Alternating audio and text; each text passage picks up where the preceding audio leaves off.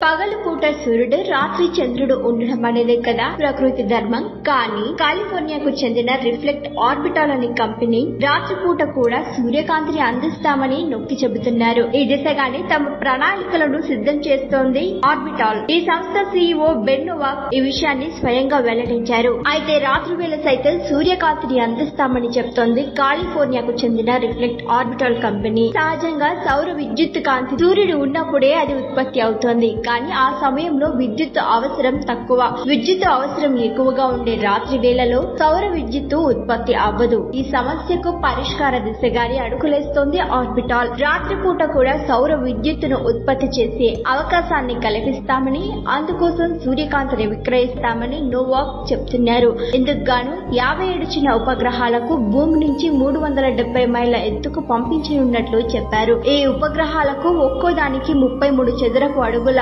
మైలార్ అద్దాలను అమర్చి ఆ గ్రహాలను నింగిలోకి పంపిస్తారట.